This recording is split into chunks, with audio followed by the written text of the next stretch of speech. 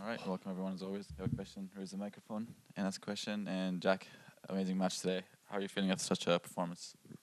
Yeah, I feel really good. Obviously, I know that Tommy is someone who can play incredible tennis, and I knew that against these guys, have to keep on being aggressive, and I feel like I'm getting more and more confident on the clay, and I like it here in Madrid. So happy to play well today and to keep going in this tournament.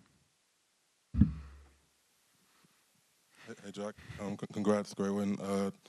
I mean, it's obviously the biggest win of your career on clay so far. So yeah, just how important is that for your confidence and kind of reassuring what you've been doing, off the court in training on the surface?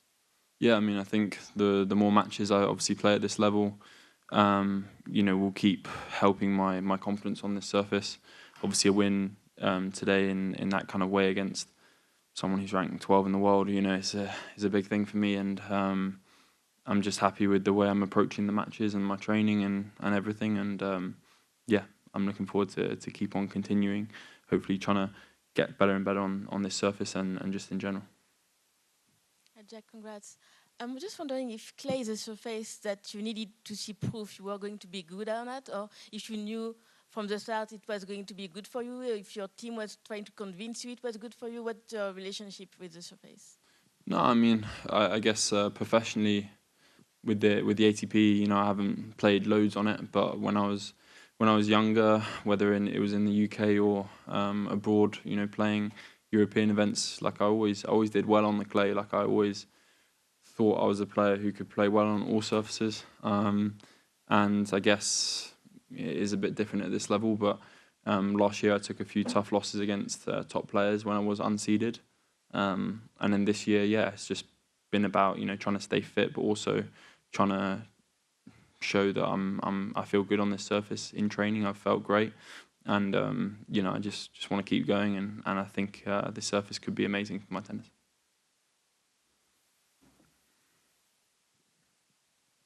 How much do you and James use data when kind of working on your game or scouting opponents versus just your feelings and yeah, how you think things should go? Yeah, I mean, I think I've never been someone who's that analytical. Like we look at maybe serving patterns and where someone likes to stand on the return, and what side's better and how can I adapt my game to expose, I guess, some things. But mainly we just say it's about me. What am I going to do to be the best I can be out on the court, and to compete and play as well as I can. That's the main thing as well, to give everything to every point, compete and play the way I know I can play, and then the rest should take care of itself. I don't know if you read the comment from Alcaraz documentary about Ferrero adopting. Sometimes he's ready to make the sacrifices it takes to be the best, one of the best of all time. I'm wondering what is your relationship with the sacrifices it takes to be at the highest level, and if sometimes you wonder also like, do I want to do that to my life? Sorry, what was the last bit? Sorry. Do I want to do that to my life? Well, do I want to what? Sacrifices to get to be at the highest level. Is it for you? It's a no-brainer. You're going to do it, or are there moments where you're like, maybe not? No, I mean there's no denying that.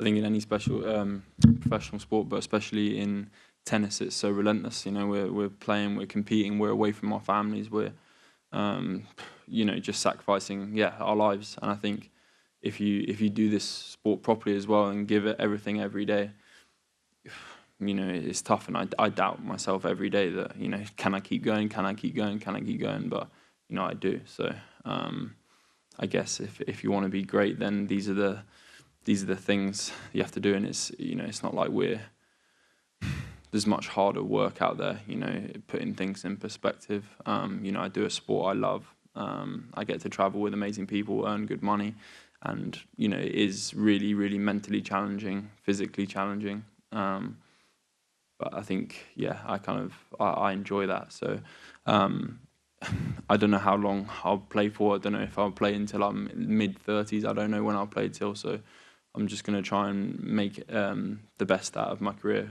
hopefully try and fulfill my potential. I know that, in order to do that, then I need to give everything.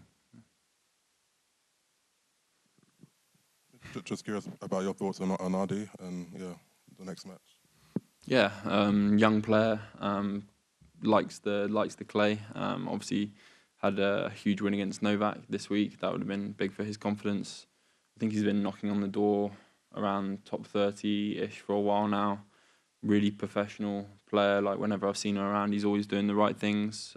Fully dedicated to the sport. So it will be a really tough match. He's obviously in the quarters as well, playing well, feeling confident. So I'm sure it would be small margins and a big challenge for me. But I feel like I'm ready for the challenge. Yeah.